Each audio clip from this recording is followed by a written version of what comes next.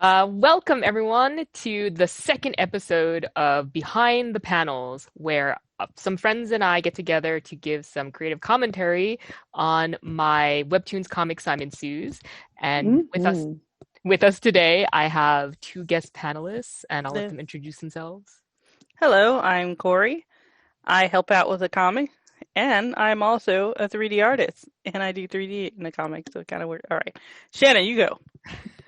I'm Shannon. I also help give feedback on Simon Sue's.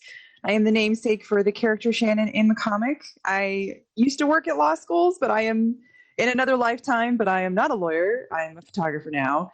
But I do really like seeing Simon back at law school for this sort of reboot of Simon Sue's because it just brings me back to an earlier time in my life. It's very nice. There were no demons, though.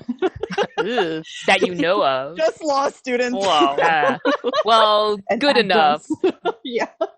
Pretty much the same thing. Just kidding, law students. You're all How are right. you? Yeah. So, but without much further ado, we're going to do a bit that I call Previously On.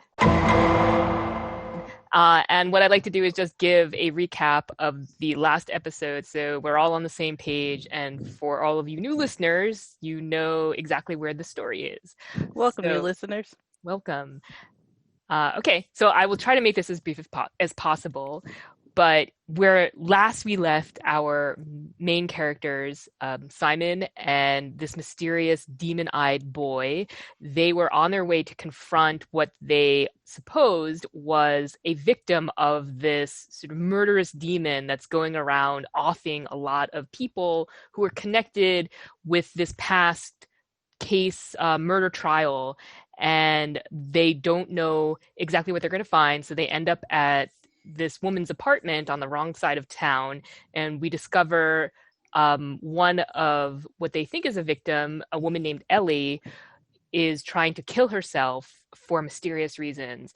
But we soon discover that she's not as innocent as we presumed, because she is actually the one behind this demon contract, or has kind of summoned this creature to get revenge on all the people involved in this trial. We don't know quite why yet, but we are now going to find out more information from her, and that is where we pick up with the latest episode 59 of Simon Sue's Occult Lawyer.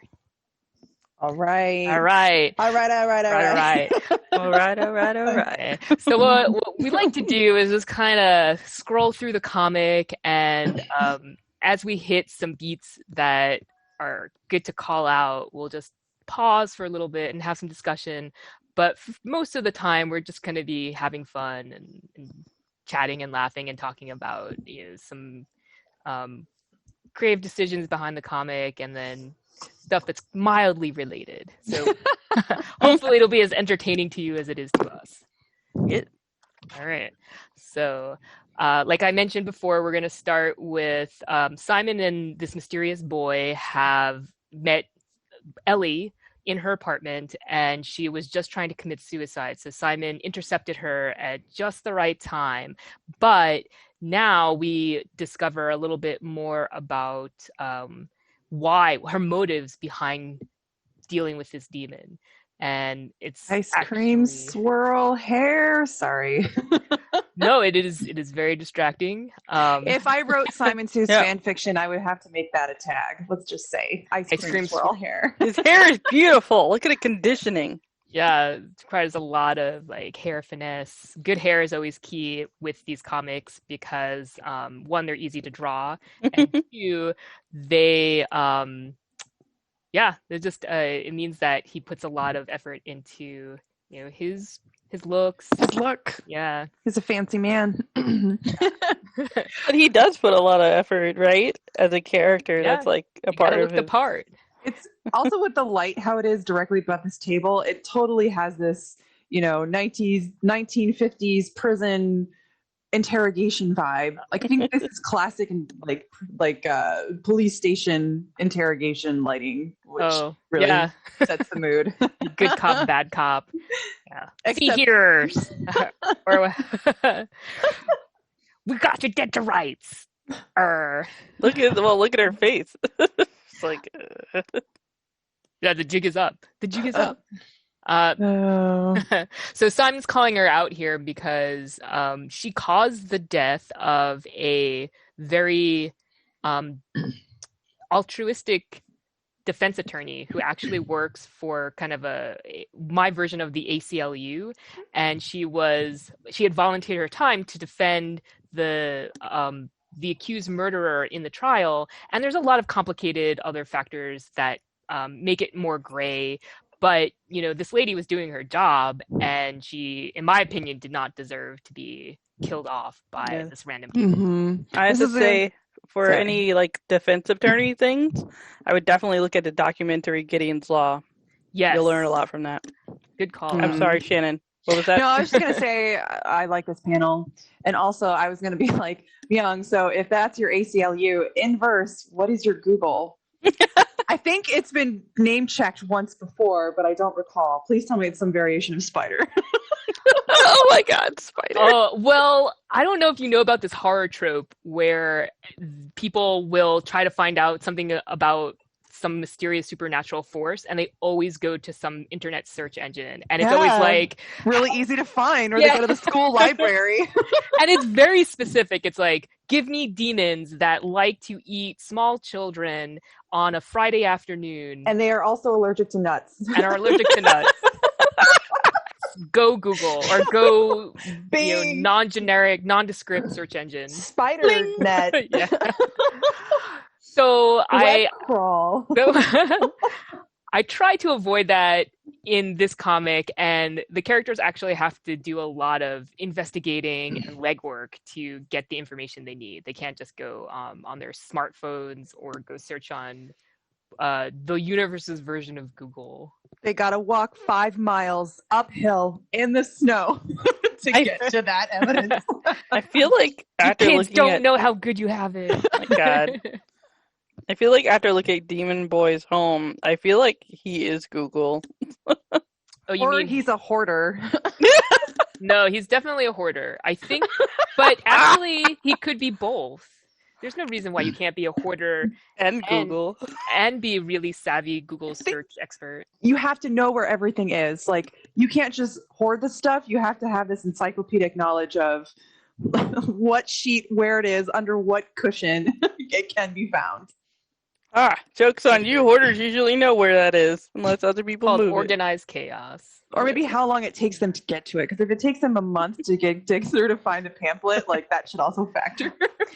Oh, I did want to call out this line because when I did mock trial in high school, there was this in-joke that, and I don't know how much of an in-joke it is or it's just kind of cliche now, but this line, were you lying then or are you lying now, is kind of indicative of lawyers trying to trap you into a no-win situation. So you're going to be lying sometime. It's just, what time did you do it?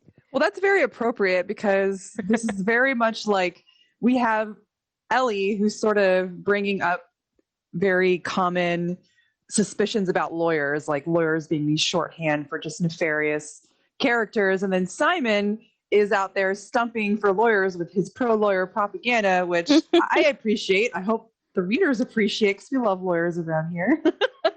But it's kind of like to see them at odds over like what is like in this moment, like how are we going to define a lawyer? He's like, well, actually we do good. And she's like, you gosh darn dirty lawyer. I think it's funny. No, it's true. I think, did we pass that line or Not yet. Okay, It's coming.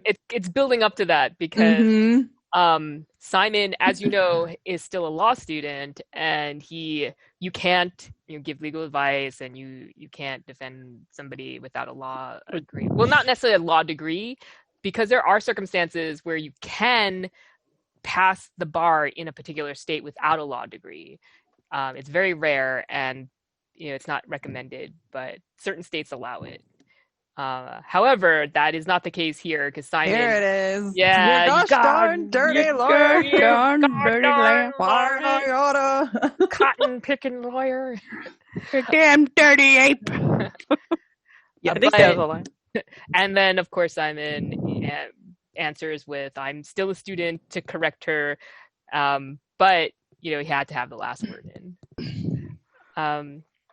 Yeah. Oh, this is something I always find funny because you always debate on how I should present these bubbles and kind of like where you should break up the sentences. And I always find these sort of chained bubbles together very fun to do, but it's really helpful in trying to lead the audience's eye down to where they need to be, and you're kind of like leading them through this chain of thought. So it's kind of fun to do, but it actually is a pain in the ass to set this up inside of Photoshop, because if you move any of these bubbles around, then you have to kind of move all of the vector art. And the profile of what these 3 bubbles create kind of looks like something that could be a pain in your ass. Yeah, you have to get this curve just right. Otherwise, if there's like a little kink in it, it's super distracting. Ruin your evening. I have a question. Do you also do that to break up text? Yes. Don't be too wordy. Yeah, it's a personal preference. I do not like to have a wall of text. Just how I see people reading comics, they kind of like to, I don't know, it's a medium where you have art and text and they have to have a good harmony with each other. Mm-hmm. So if you let the text overpower the storytelling, then why bother having art there? It's true. Yeah. It's just like a picture book. That tricky marriage between text and art. It's like I feel like both of those on their own are really hard to nail down, but when you throw them together and they start, it's like achieving that balance can be pretty tricky but rewarding when done well. That's true. You have to separate the picture book from the comic.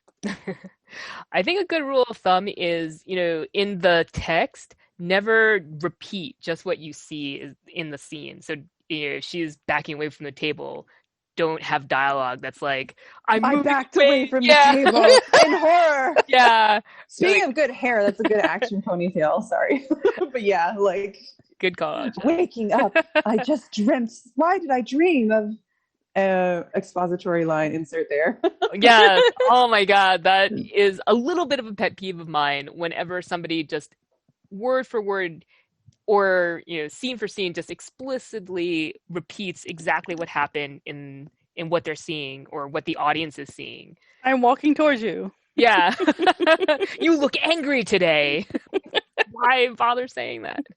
I like his face here because he kind of looks surprised or maybe confronted, but he also looks kind of like, yeah, I do think you're maybe.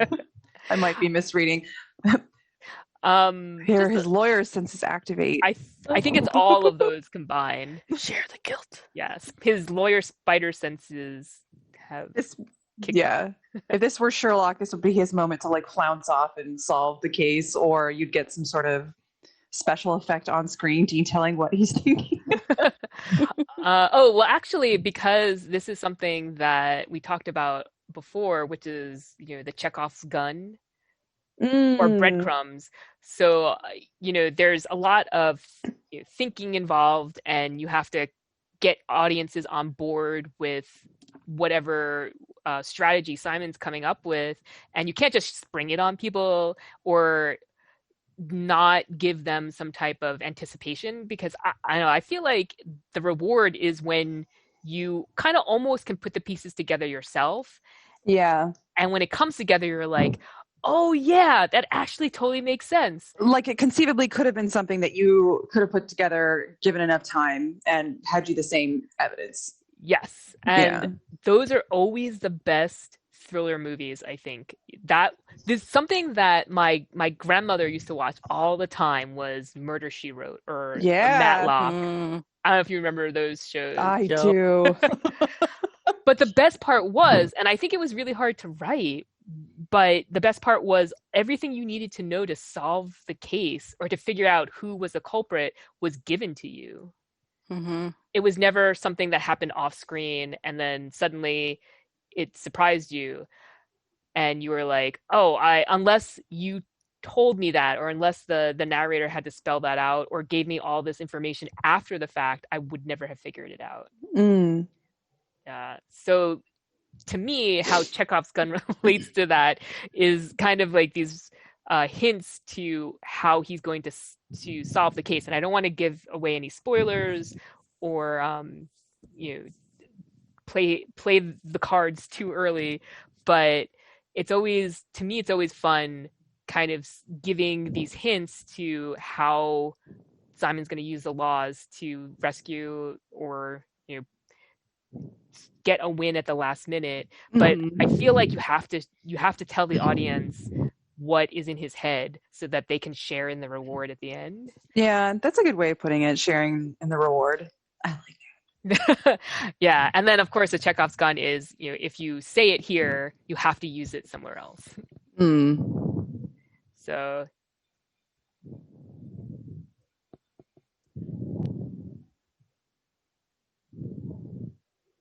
now the necklace is not her contract, or it is the contract, and the knife was the method for. yeah, I was afraid that would be a little confusing. The necklace is the contract, and the knife is the vehicle or the tool to summon the demon to you. Maybe it is like that demon just passes out little miniature copies of Gryffindor's sword to be like, you want to call me, use this. It makes me feel really important. And also like a wizard. Well, I think the demon has their own marketing team. Or at least their own promoter, and that's who's handing out these swords to everyone. They saw Harry Potter and was like, this is the way, guys. People are going to love this. Just give them this little replica and they'll just do anything you say. Don't know how to use it. Instructions are pre-presumed. Those poor snakes. This is a panel that has like the non-distracting human face, which is to not give them a face. Yeah, so that is something that is always a little bit when I see it, I'm like, should I go in and draw at least like a mouth or something? But I feel like it's the action that's important, so the body language. Yeah, it's like important to know just where everyone is in space as this character is moving across the room. But since human faces have such visual weight, like you don't want actually to distract the reader too much. You want them to focus on what she's doing. So you put them there, but you don't, but like I think keeping the faces out makes them less distracting as well. That is true. I think a less intelligent reason is that if you have a small face and you try to put too many details in it, it looks too messy. Or that. Yeah. Like this moment, Simon, wait, what do you mean by that? Person who literally just tried to kill themselves? Like, what is this alarming suicide ideation language you're starting to use? I can't possibly predict what's coming. Isaac totally is sleeping. Isaac is just, well, he knows. Look at his eyes. He's like, oh, she's at it again. You mean the punk, the kid? I'm gonna have Dang to edit it! that out. I said his name. Oh no! Totally said his name. We're cutting it out.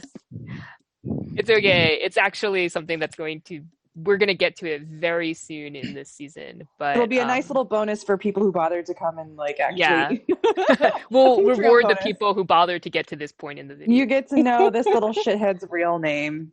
I hope you feel special because it is special. Unless you read the original one, then you already know his name. That is true. But the important thing is, like, look at this kid's eyes. He's just so fed up with this. I love how he never he still can make the teenager face. So actually we missed it while we were talking and having fun, but she has actually made it to the window. So I think wait, just go up 2 more panels just to show them.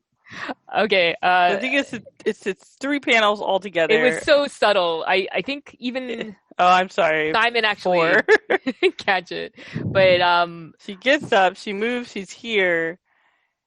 And then there's this anticipation. She's at the window, and Simon's like, "No." She's across the room. I may have miscalculated face. You're gonna see more of that, folks. Believe it or not, this was deliberate because I did want to build up a little tension as she moved across the room. I didn't want her to suddenly stand up and then throw herself out the window. Like she just teleports over there and then she's gone. Yeah. Oh, that's another, again, we're gonna hit a lot of my pet peeves. And I don't mean to sound like I'm this like angry, disgruntled artist that like hates No, Meow. Teleportation. Tell us Bad all habits. your pain points. Tell us your pain points. Well, I personally, because I have a lot of experience in storyboarding, and I've worked a lot in 3D. To me, I have this very conscious thinking when I'm laying out my scenes about, you know, spatial relationships to the characters and the environment in relation to the characters and how they're moving. And I definitely like when people pay attention to um, if a character was on the left side and they started walking, they would be on the other side of the characters in the room, and just keeping track of that. It's really difficult, but if you can, and you can keep continuity, it just makes for this more cinematic experience. It's also like trying to read a poorly written sex scene where if you do the math, Oh my you're like, God, there should wow. be a third hand here. Yeah. Oh my God, Wasn't there Shannon. a leg here? How? I What am position very. are they even in right now? I am so guilty, and we may cut this out, but I am so guilty of that when I read my fan fiction. It's a horror I will comic. They make should it be very. a certain age to read it. Come on, they can hear this. That's true.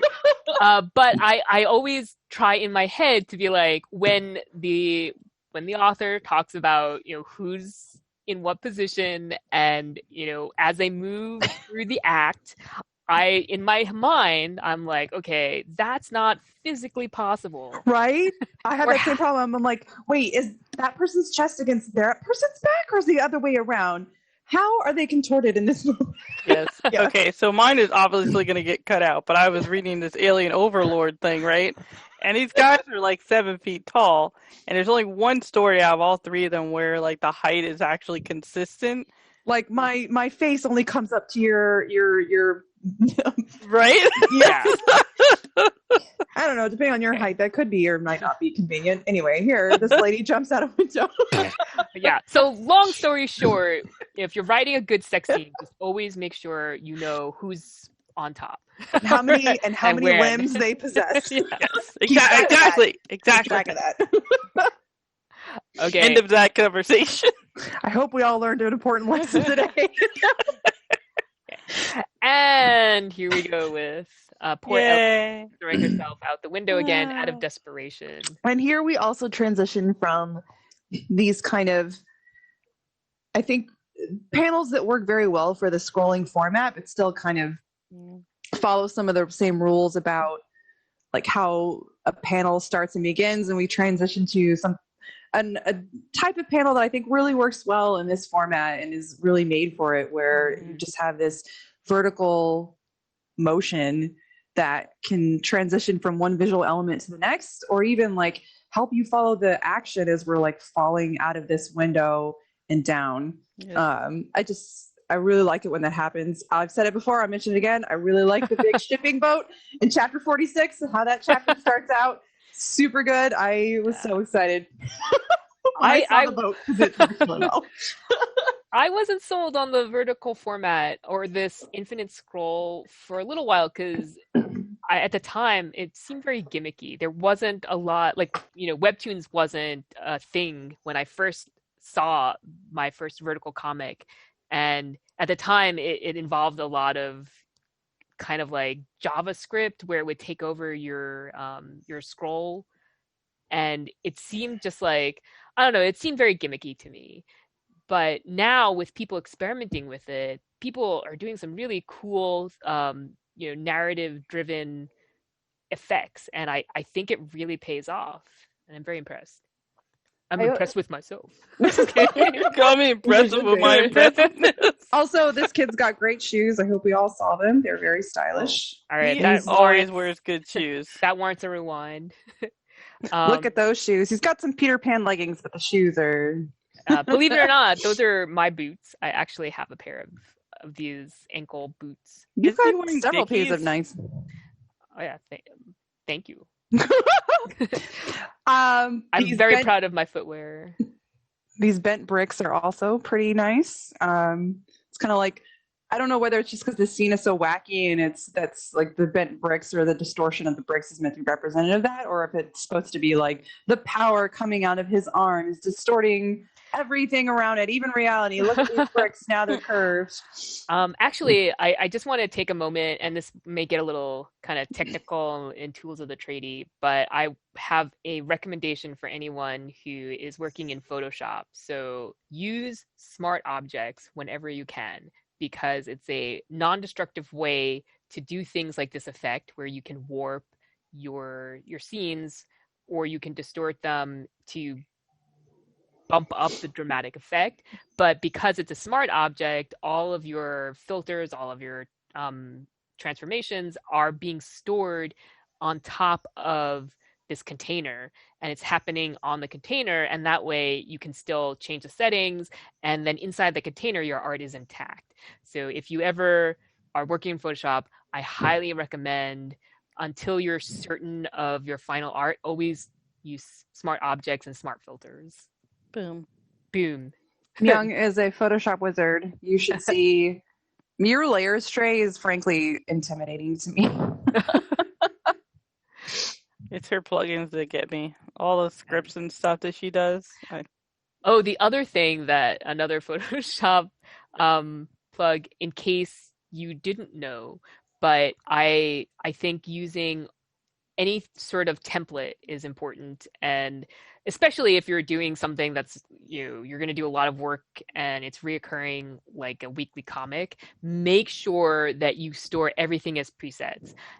There's a lot of magical effects and magical kind of layer modes on top of fonts, and it takes a lot of time to redo that effect every single time you need it, and you want the same effect so that your comic looks consistent throughout the season. So I'm just going to pull this menu out here really quick. Are you show the actions? Oh, well, we'll get to that I like them. time. White text, I know. subway ticker, demon, bubble, demon, blood, demon, groan, flashback. Intestines. Does Death. that say angst night sky or against night sky? Against Night Sky, Oh, but I was angst really would be hoping No, it would be hilarious. it's the same thing. It's the same thing. Same thing. I highly recommend recording presets in something like the styles menu, and that way it makes it really easy to keep your effects consistent, and saves you time, so you don't have to go in and right click and add blend modes and filters and stuff like that. And that same philosophy kind of underpins your use of 3D models for commonly used sets, right? Yeah, and actually I was inspired by all of those like 90s and early 2000s sitcoms where they would just have the same cafe or the same living room in all of the opening scenes, and I was like, why the hell are they still in with the same camera angle? And then I learned it was just they had to produce a huge amount of episodes per season, and always having the same sets made production really cheap. It's like sorry, go ahead. I was going to say it probably also gave the audience a point of reference that they can always come back to. It's kind of like how all the hotels that Sam and Dean stay at Supernatural kind of look Oh my the same. God, the Supernatural. Once you take away the different decoration, and they're always kind of staying for the most part in these very hokey, like almost distractingly decorated hotel rooms that I think are meant to keep the audience from very obviously seeing that it's just the same hotel over and over that they're staying at. Yeah, and actually, But actually, tell me. I was gonna say, you revealed a secret of mine, so my slip is showing. You'll see in this next scene here. Bishounen, Simon. We can come back to that, please. Okay, go ahead. Relax. You'll see that the apartment that they end up in here is the exact same model or the same environment that I used in the previous scene, which was Ellie's apartment, and I just saved off a copy. Interesting, because I took that to be like, oh, they're just in this like one of those apartment buildings where every apartment is pretty much the same. That's how like, I. yeah. Yeah. Well, that was my Yeah. excuse for why it worked. And also, work smarter, not harder. Mm-hmm. Oh, yes, you stole my motto. Yes, I totally did. I tell you that all the time. You do? Young, maybe you can tell us what are the checklists for having a Bishonen?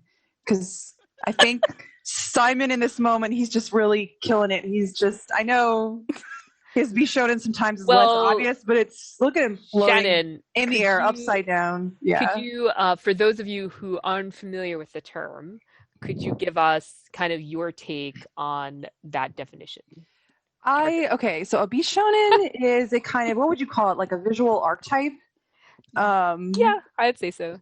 Where it's a beautiful man. I think that's the literal It's true. translation. But this beautiful man often depicted as like a slender, flowing hair, usually young looking, almost like this like delicate but yet stretched big musculature, like a sexy slender man with really nice hair you might see like a J-pop star. That's true.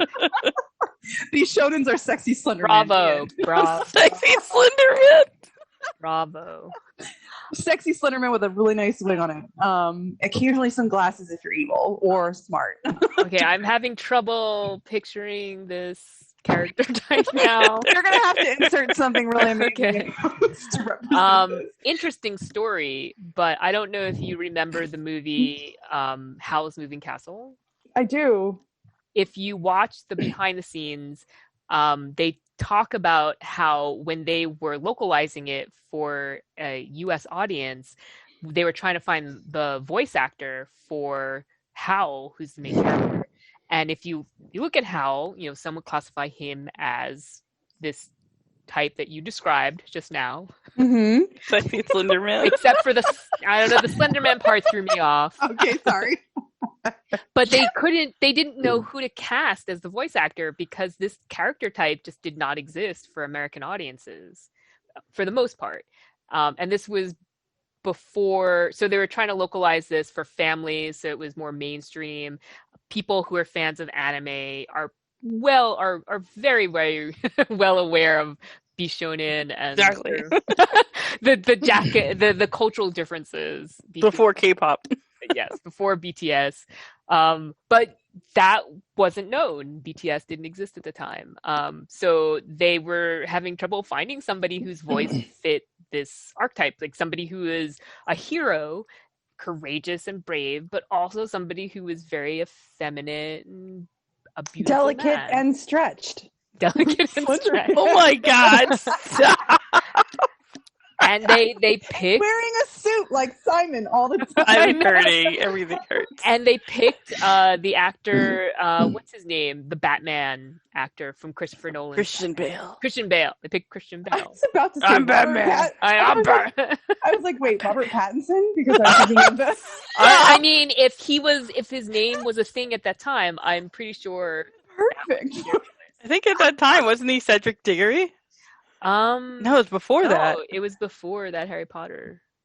Yeah. Because But- Harry Potter came out 2 years after that? I don't remember. It's all a blur. I don't know. But anyway, Simon is really looking very Bishonen in these panels because he's floating upside down. His glasses are off. It's a very she's all that moment, I think. Beautiful flowy hair.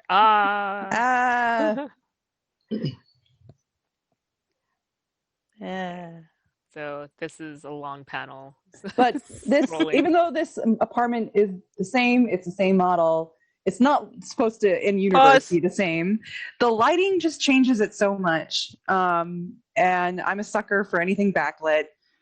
Always. I just think the lighting is really well done in Is this it apartment. your- And really, I was to say your experience with studio lighting that makes you a fan of backlit objects. I don't know. I just because even going out and kind of photographing in the world and doing the street photography that I like to do, I bring the images back, and then 99% of the time I'm like, that's backlit, oh, another backlit. I just think it's something I'm into right now. Yeah. There's something really nice about that hairline light along the outline of the character. I don't know, it just Um, makes it pop. Yes. Still pause. Can we also talk about the Dutch angle? Yes. Yes, Well so used in this instance. just a brief definition for those of you who are unfamiliar with what a Dutch angle is, though it might be something that's well known due to the Michael abuse Bay. of it through Michael Bay or Battlefield Earth, the Yes. infamous Scientology. the infamous Scientology. infamous Battlefield Earth. Mhm. But basically, the Or- psychology behind it is that if you slightly tilt the camera, it will throw off your sense of stability and it'll make you uneasy with the shot. Yeah. Yeah, so it's a great kind of shorthand way of establishing a sense of anxiety and dread. And it really works well in this instance too, because I mean, looking at this could be just like a 4x6 vertical image, right? Or a Yeah. panel. We assume the bottom of the frame, we assume that gravity is at work in these images just because that's how our brains look at it. But her head is underneath the rest of her body. Her head is even though she's technically on the ground, is not at risk of falling. Just having her head lower in the frame than her feet or anything else is very off-putting. Yeah. I think. Also, I'd like to also add in that contact shadows are very important. Oh, I don't know what that is. Thank you What very are much. contact shadows? Go ahead, It's- Corinne. Tell me your pain points now. Say more about that. It's something that I always see in 3D abused by former students. And it's basically just the shadow that's literally underneath the person. Because you had the contact shadow, and then you also had the fall off shadow, which is kind of the shadow that fades away as you're moving. You can see it more on the piece of like stick that looks like it's floating, but it's probably on top of something. So, like, I noticed like there are some not just comics, but also like 3D work, just like, young work that Young work. that's the best way I could put it. New work, newbie work. Pause here. Oh, It's Please. not really young. I'll say newbie. Can you pause 'Cause- in this panel? yeah. Junior work, I think. Junior work. Junior work.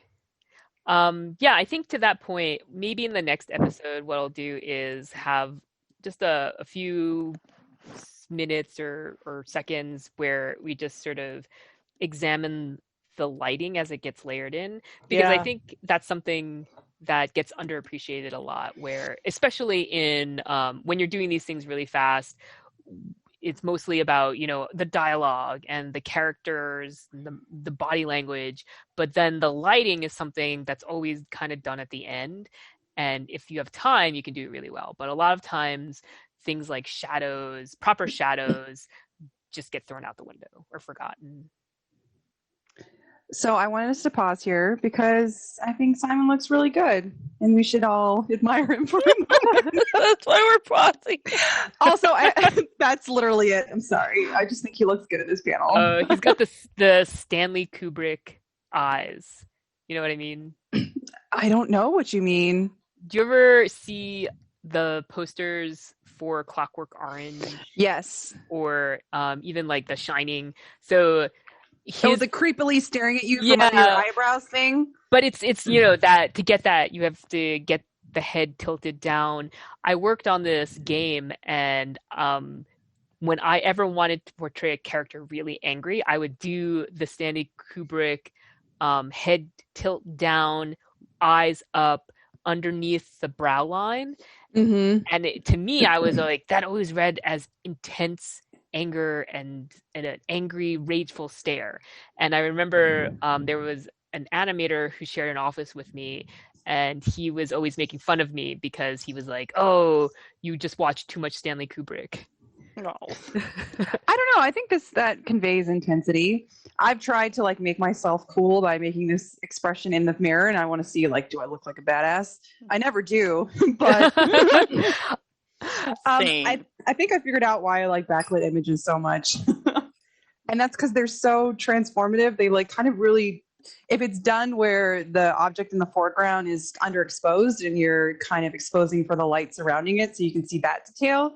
it kind of turns the human figure into this like anonymous silhouette. It's very dehumanizing in a way.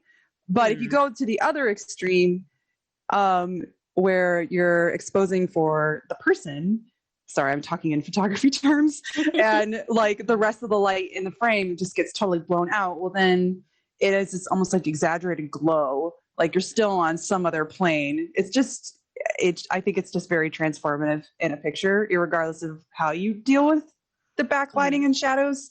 So I think that's why I like it so much. Interesting. I was gonna say that it's a very delicate, tenuous thing, and maybe like people are transfixed with things that could break at any moment. Oh, I like it. I like that.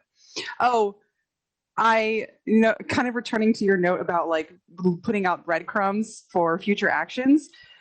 When reading that panel about, trust me, jumping out of windows is not my idea of an occupational hazard, there's a really garbage part of me that wants that to actually become an issue with Simon. Like he just has to throw himself out a window in every chapter for capital R reasons.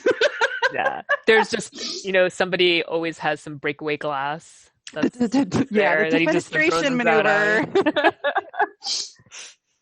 It almost feels like some type of like Three Stooges comedy, or yes.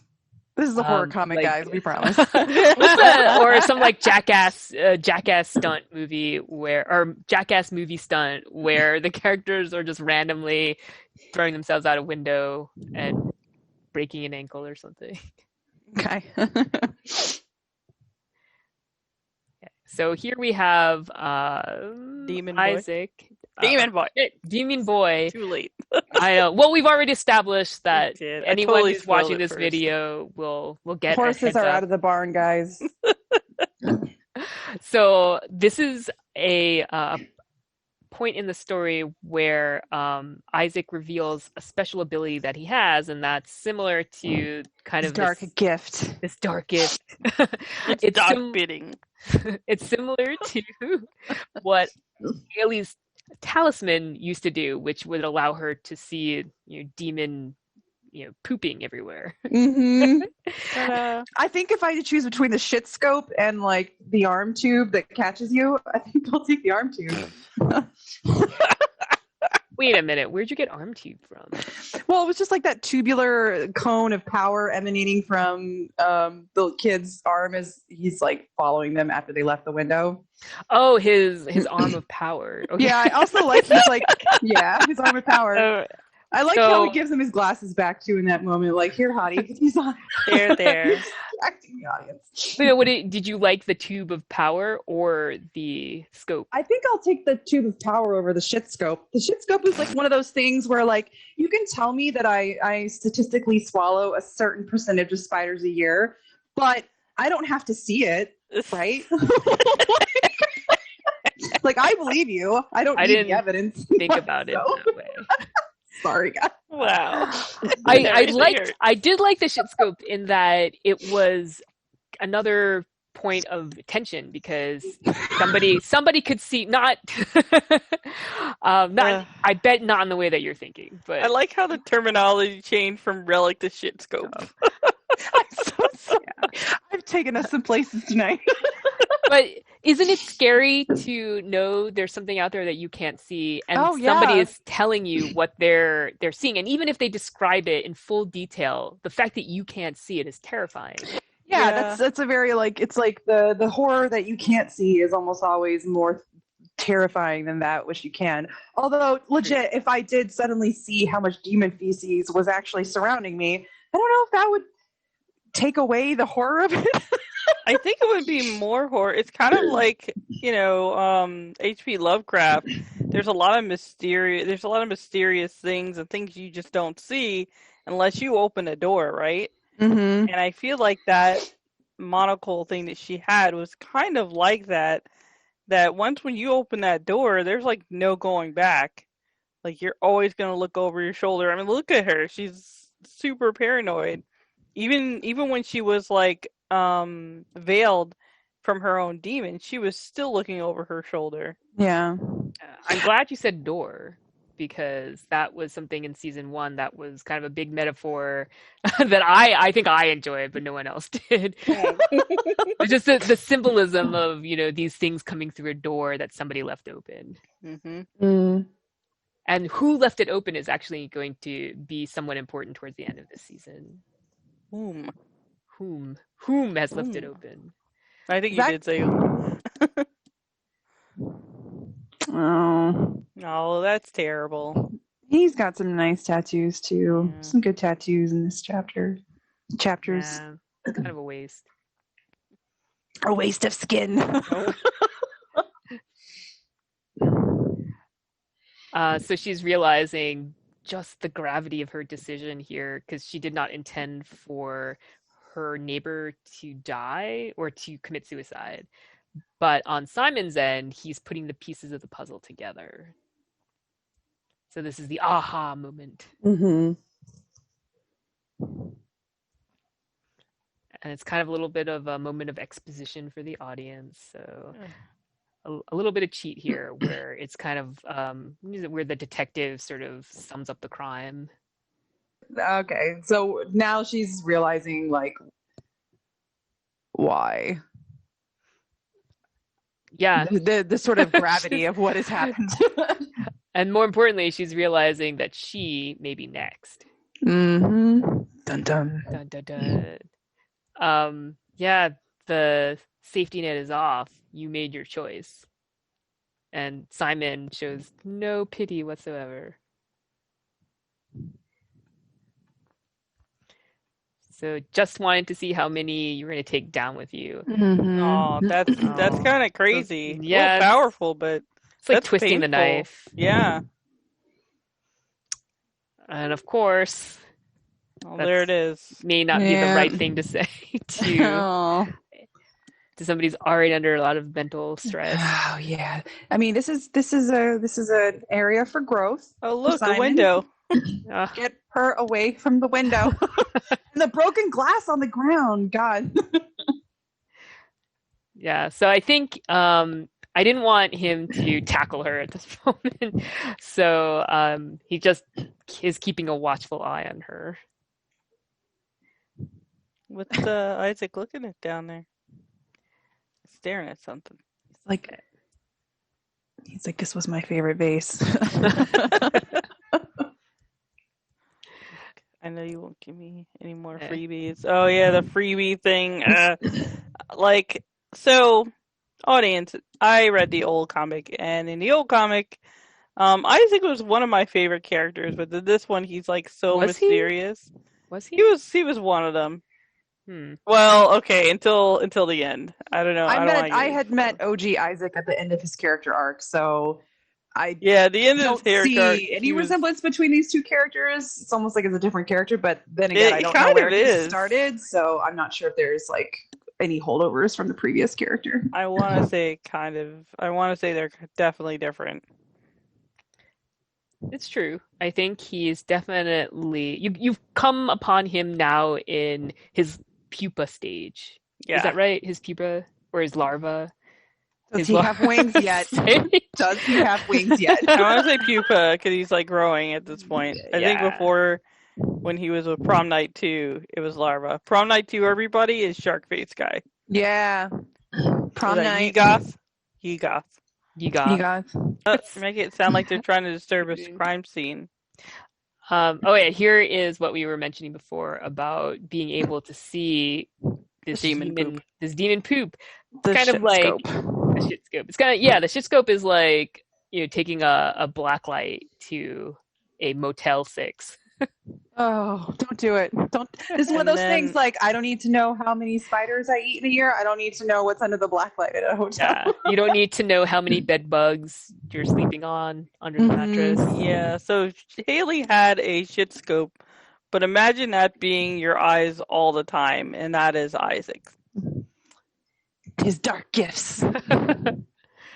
Yeah, it's kind of like, I don't know if Shannon may not know because you don't play a lot of video games, but it's like Assassin's Creed, so the eagle vision for those you game nerds out there. I feel like we're being very aggressive towards the audience. No, well, I have to cut out the point about me ranting about teenagers. I'm sorry, guys. I really don't hate teenagers. I'm just burned by a previous career. This is self-effacing humor because I am also a game nerd. I've worked in the game industry for many, many years. So this is speaking out of love and self-hatred at the same time. I can reliably tell you that at one point I was a teenager. Like, I guarantee you that's a thing that happened. I was a teenager. I'll tell you I this. wasn't. I skipped that phase. Oh, well, I guess everybody. Whatever. So this is a little bit important because I just wanted to remind the audience that what this whole sort of objective or what their goal is, given the beginning of the season, what Haley is, what the conflict with Haley is. So she's trying to find a way to stop her demon from coming after her, and the whole reason why they got into this mess is because Simon is trying to find a way to challenge her demon, and they got kind of sidetracked by this other case. But in order to do that, they need 3 things, which is the demon sort of profile, his kind of like OkCupid set of likes and dislikes, and then it needs the demon's true name, as well as an official open contract. But in order to get the profile, you kind of have to do a little detective work. So it's just like you would have to do if you were investigating a crime scene on an episode of Law and Order. You need to collect your evidence. Mm-hmm. And so that's what's happening here. So again, all of this is to be able to build that demon profile and find its true name. Just wanted to bring it back to how this all started. Mm-hmm. So this is kind of like, I guess, his first test, if you really think about it. Yeah, he's not been really successful. Understatement. I think we actually have not yet seen, and this is something that was deliberate because I wanted it to be a big climax for this season. Oh, no spoilers, but I wanted the whole process, the whole ritual, and them to work together as a team to sort of come together in this season, to happen in this season. What's that from? Final Countdown. Oh, there we go. But I wanted all the pieces to slowly start coming together and people discovering what role they play in the team. Yeah. Someone cue Beyonce's Bigger. Mm-hmm. When they all level up. When they have their combiner form, which is a little when they form demonic Voltron. law form. Yes. With our powers combined, we are an LLC. I don't know what I'd do if they started connecting with each other like Legos. I would be really thrilled. No, I'd be like, this is really weird. I'm not really sure why we're going here, but I'm hanging on to the ride. You're going to buckle up. Buckle up. All right. We're about to go places. Just you're in good hands. Mm-hmm. For the readers who have not known or figured this out yet, I really like the slow build up, and when it gets to that sort of midpoint, things start just rolling and falling into place, like this roller coaster ride. You are in good hands. There will be no Transformers in this series. I'm sorry. No, that'd be terrible. Yeah. I'd also have to say that there's I don't know if we discussed this before, but there's a lot of like action and range of motion in this comic that I've seen so far. Even like when it's just him standing there like, the best way I can explain it. That's exactly how Simon sounds. Audience, one day I'm going to tell you about my story about Kenshin. Not today, though. Well, we are actually getting to a point where I wanted to kind of discuss a little bit where Simon is as a character right now. Because I think he's kind of in an interesting place. Like, he's someone who wants to pursue law because he was inspired to do so by someone who's very important to him. and he wants to kind of do good for others in return. But he's also got this kind of big chip on his shoulder. I don't know if you would call it that, but he's just kind of got this sureness about himself that doesn't Mhm. seem deserved yet. Well, yeah. He's very, very sure of himself to a fault. And Well, he would you say that that is kind of a character trait that you saw while working at a very competitive law school? I think so, because I think in a way you're trained to be that way. Like you kind of have to give that vibe as in your work. Like you have to be sure, or at least exude that vibe that you are sure of what you're doing. That's my other question, like, because I think this is like the comic will probably answer this eventually, but like that why he goes into law due to his mentor, and due to his tragic, childhood past. But like the cockiness and like the like what he did to poor Derek in season one, Yeah, you kind of wonder where that comes from because you don't see it through his friends, so it's not an outside influence. You don't see it in his girlfriend. Like it's so far, I've just seen it in him. Where if you push him too far, or if he thinks, "Oh, I got you," he's like so confident, a little too confident. there's like a lot of pressure for him to like perform that, basically, in spite of because it's like Mhm. he's someone who he knows the law. Like he's I think you could say he's definitely proud of being a lawyer. He thinks he can really do a lot of good with it. Like he feels like he's gathering the tools to really do something. And his own personal experience also speaks to how complicated life is and how sometimes you do things that end up working out really badly for other people, but you didn't mean it in that way. Like guilt as a complicated thing, it's not always straightforward. All of But these you, things. So like I think like his path right now keeps reminding him of that. Like he keeps running into characters who are kind of reminding him of that. Like the ginger professors who was gathering all the kids for Spider Demon. Mm-hmm. mhm. Like Simon went into that interaction very self-righteous, and the other sort of Gryffindor owner, the gender professor, Gryffindor. he was just like, look, like yes, I'm doing this terrible thing, but I'm doing it for these reasons. It's not as black and white as you're making it out to be. So I kind of see like Simon in a way as being pushed and pulled between those two. Yeah, no, I would agree. And I have to call out a quote that came out of that chapter with Ginger. What did Ginger you call him? professor. Ginger Professor.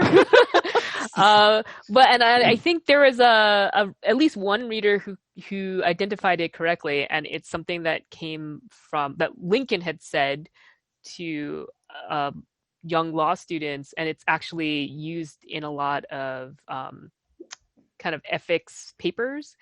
But basically, it said, the nominal loser is the nominal winner is the real loser, which means that if you try, well, how I interpreted it was if you go all out just to be the one who's right and you sacrifice humanity and mercy, and then just empathy for the people that could be on the other end of the legal side, so the people that you are trying to put away, you are actually not doing yourself or the law or society a service. You're actually making things worse, even though technically you are doing the right thing. Mm, And I yeah. think that's what the professor says to Simon, and Simon kind of brushes it off because he's like, yeah, whatever, I'm doing the I right thing.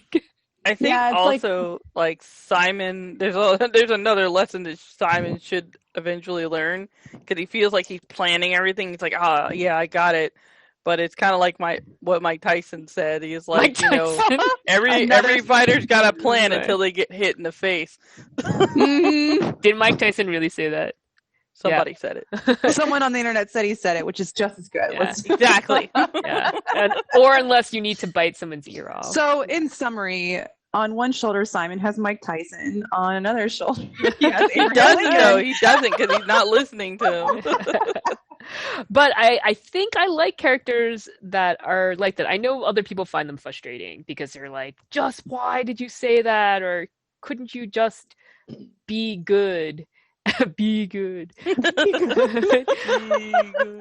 But Alright. I love it because I'm always, when I'm invested in a story, I'm in it for the long haul. And I know that I'm taken for a ride, and I don't In a necessarily good need, way. in a good way, yeah.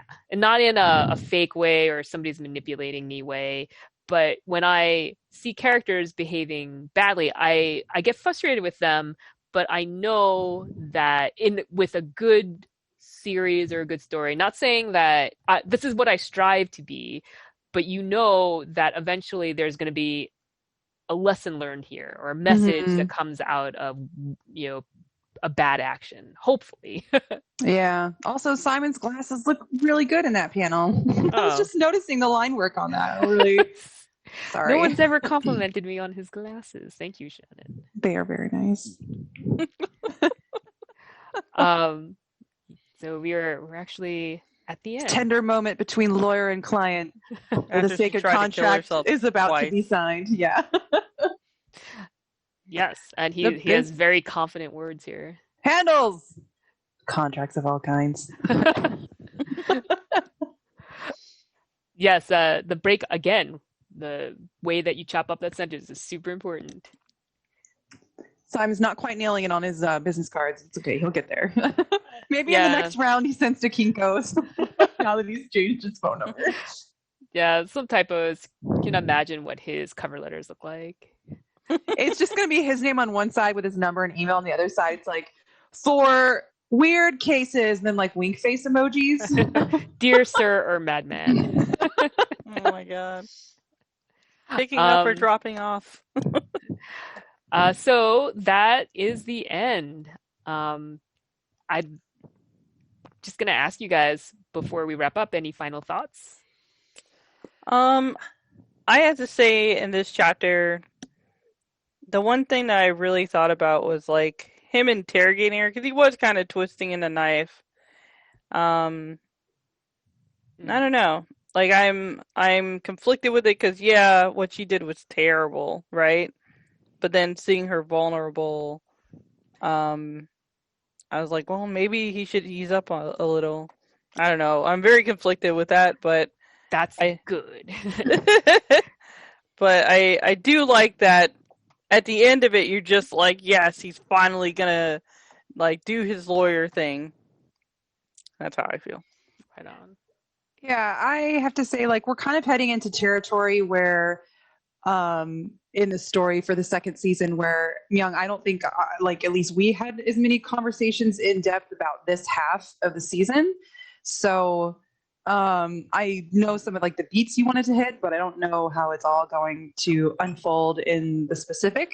So, in this chapter, with all that in mind, I'm like, I'm like, I feel like there's got to be some sort of pressure point release for Simon and Isaac's tension is building.